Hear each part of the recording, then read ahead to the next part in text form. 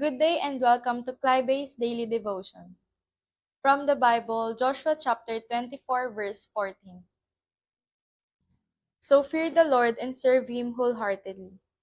Put away forever the idols your ancestors worshipped when they lived beyond the Euphrates River and in Egypt.